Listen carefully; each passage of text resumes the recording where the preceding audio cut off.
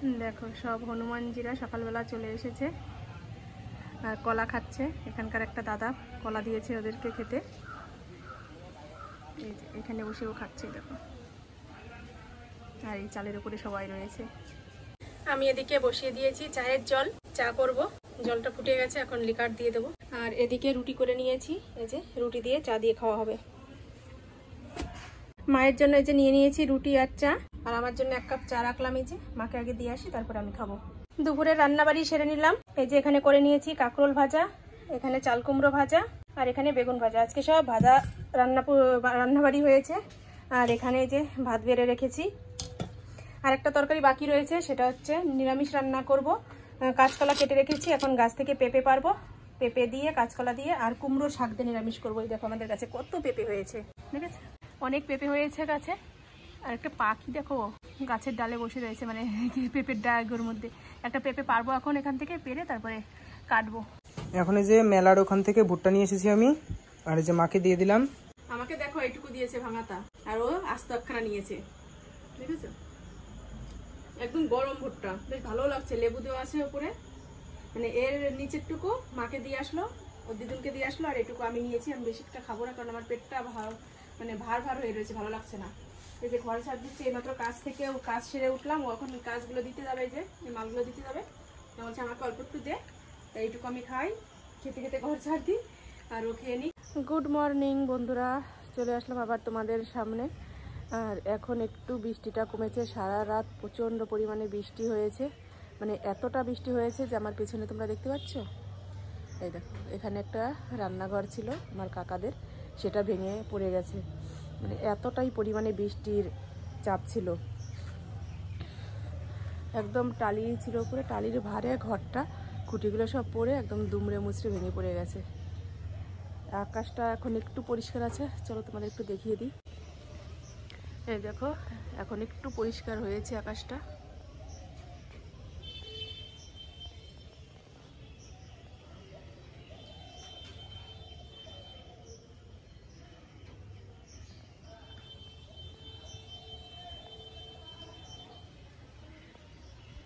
আমি একটু আমাদের বাড়ির সামনে যাচ্ছি। এখন তো আমাদের বাজারে প্রচণ্ড, মানে সব সময় ভোর রাত থেকেই প্রচণ্ড ভিড় থাকে, লোকজনের চাপ থাকে, কারণ ফুল বিক্রি করতে আসে, মালা বিক্রি করতে আসে। এখন এখানে এক জল বেঁধে গেছে, আমি জলের উপর দিয়ে হেঁটে হেঁটে যাচ্ছি, চটি হেঁটে যাচ্ছে জলে। এই দেখো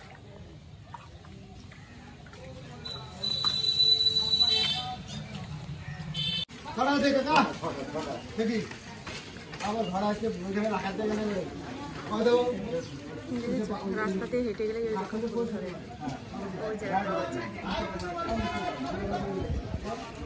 এদিকেও কিনছে, ওইদিকে আমার ভাইও কিনছে ফুল, দেখলাম। আর চলো আমাদের বাড়ির সামনেটাও তোমাদের দেখাই। এখানে সবাই যত লোক রয়েছে সব হচ্ছে ফুল কেনার জন্য এখানে দাঁড়িয়ে রয়েছে।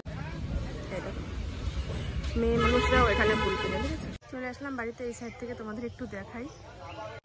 ওই ভিতরে ওই জায়গাটায় ঘরের ভিতরে ফুল, মানে মালা বিক্রি হয়। গাঁদা ফুলের মালা গেঁথে নিয়ে এসে এখানে বিক্রি করে চাষিরা।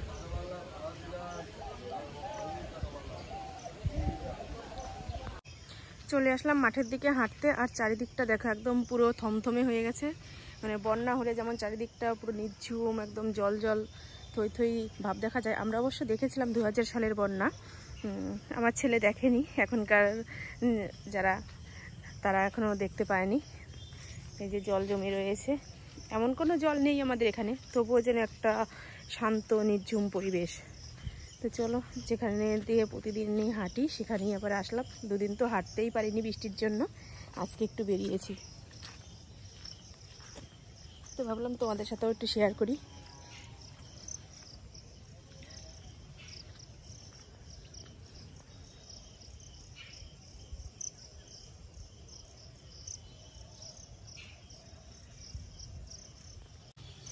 পাখিরাও যেন আজকে মুক্ত আকাশে উঠছে, মানে ওদেরও ভালো লাগছে। কারোরই ভালো লাগে না ঘরের মধ্যে বন্দি থাকতে, তাই না? মানে আমাদেরও যেমন খারাপ লাগে, একটা দিন থাকা যায়, তো 3 দিন 4 দিন পর পর ঘরবন্দি হলে বিরক্ত লাগে। পাখিরাও দেখছি সুন্দর উঠছে আকাশে, ওরাও আজকে একটু পরিষ্কার আকাশ রয়েছে, উড়ে উড়ে বেড়াচ্ছে। আর আমাদের এই জমিতে একটা সাদা ফুল গাছ রয়েছে, আমি হাঁটতে আসলে এখান থেকে মানে অল্প কিছু ফুল তুলে নিয়ে যাই। সাজিয়ে নিয়ে আসা হয় না, হাতেই তুলে নিয়ে যাই বা কোনো একটা পাতা ছিঁড়ে নিয়ে পাতাতে করে নিয়ে যাই। তো চলো আজকেও দেখছি ফুল এখনও রয়েছে, হয়তো কেউ নিয়ে গেছে, আবার কিছু ফুল রয়ে গেছে।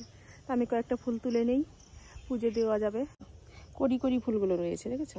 বড় ফুলগুলো তুলে নিয়ে গেছে। এত বৃষ্টি, তার মধ্যেও যাদের ফুল তোলার নেশা না, তারা কিন্তু থাকতে পারে না ঘরে। আমি এই জিনিসটা বুঝতে পারি। আমি যখন ছোট ছিলাম তখন আমার প্রচণ্ড ফুল তোলার নেশা ছিল।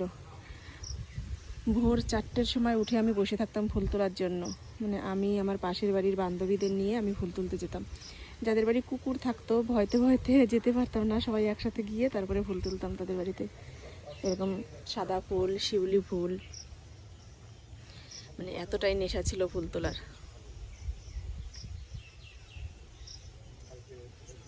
এই জন্য আমি বুঝতে পারি যারা ফুল তোলে তাদের এই নেশাটা খুব। নিজের বাড়িতে যতই ফুল গাছ থাকুক, তবুও কিন্তু অন্যের বাড়ির ফুল গাছ থেকে ফুল তোলার আনন্দটাই আলাদা। হাতে তো অসুবিধা হয়ে যাচ্ছে এক হাতে করে তোলা, বেশি নেব না। হাওয়া ছেড়েছে, কি ভালো লাগছে। মেঘলা আকাশ, এরকম যদি একটু হাওয়া ছাড়ে না, ভীষণ ভালো লাগে দেখতে। এই যে ফুল তুলে নিলাম, চলো এখন বাড়ির দিকে যাওয়া যাক। না হাতে করে বেশিক্ষণ রাখতে পারবো না, পড়ে যাবে। চলো বাড়ি গিয়ে তারপরে দুব্বো, তুলসী পাতা ওগুলো নিব তুলে, মানে ওইসব তো বাড়িতেই রয়েছে।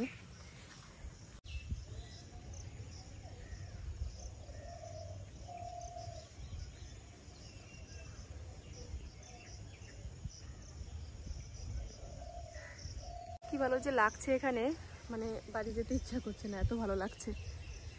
আর সকালবেলা ঠান্ডা হাওয়া গায়ে লাগলে আমার ভীষণই ভালো লাগে।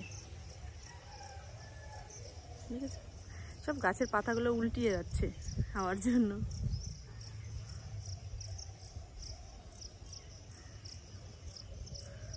তো চলো বাড়ির দিকে যাওয়া যাক। মেঘ মেঘ আবার করছে, এখনো আরো 2-1 দিন হবে বৃষ্টি। ছেলে এখনো ঘুম থেকে ওঠেনি, ওকে ডেকে তুলতে হবে। ওর প্রাইভেট আছে, কারণ আমি না ডাক দিলে, বৃষ্টির দিনের ঘুম তো, না ডাকলে পরে আমাকে বলবে কি তুমি আমাকে ডাকোনি কেন।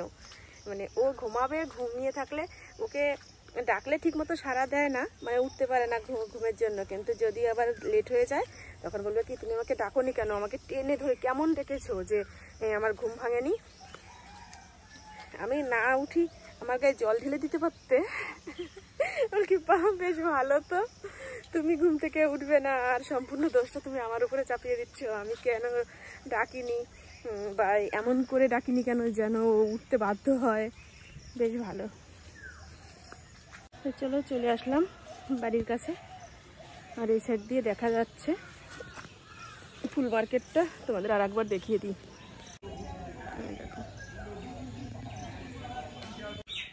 এই দেখো ছেলে এখনো শুয়ে রয়েছে মশারির ভেতরে, ওকে ডেকে দিই। আবা গৌরাম,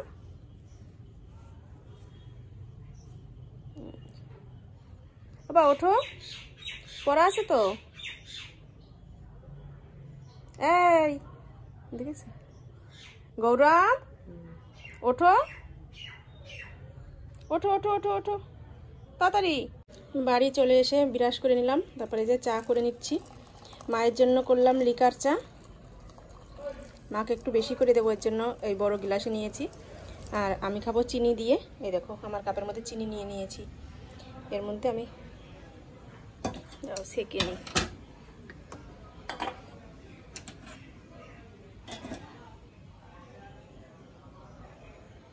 আর আজকে চাটা করেছি দেখেছো, মগে করে, পুরো ঘোলা হয়ে যাচ্ছে। ফ্লাসটা মুছে নিই। চা নিয়ে নিয়েছি, আর চায়ের সাথে নিলাম একটু মুড়ি, কারণ ঘরে না বিস্কুট নেই। আর শুধু চা প্রথমে মানে মুখেও দেওয়া ঠিক নয়, তাই একটু মুড়ি নিলাম, মুড়ি দিয়ে চা দিয়ে খাবো। মা এখনো তো ওঠেনি, মায়ের চাটা নিয়ে যাবো, আমি খেয়ে নিয়ে তারপর মায়ের চাটা নিয়ে যাবো, কারণ আমাকে মুখ ধুয়ে দিয়ে তারপর হচ্ছে চা খাওয়া। আর বাইরে প্রচন্ড হাওয়া ছেড়েছে, দেখো দরজাটা বন্ধ হয়ে গেল হাওয়াতে, আর এদিকে পর্দাটাও উঠছে। বসে বসে বাইরের হাওয়া দেখছি, যে মনে হচ্ছে যেন বন্যা বলছে, নদীর সামনে থেকে হাওয়া উঠে আসলে যেরকম হাওয়া হয় ঠিক সেরকম হাওয়াটা আসছে।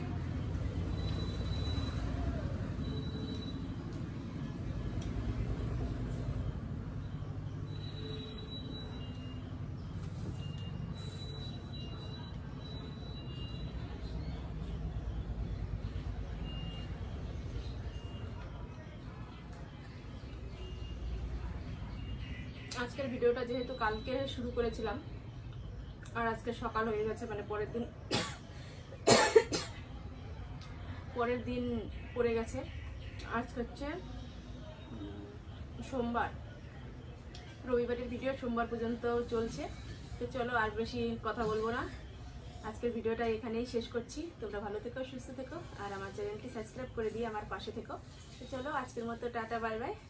এখন তো আর গুড নাইট বলা যাবে না, গুড মর্নিং। সবাই ভালো থেকো, সুস্থ থেকো, টাটা।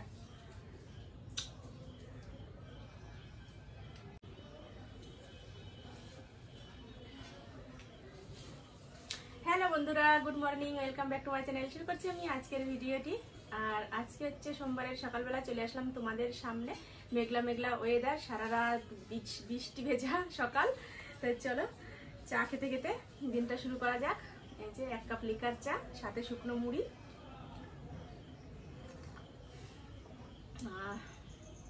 বর্ষার ওয়েদারে সকালবেলা গরম চায়ে চুমুক দেওয়ার মজাটাই আলাদা।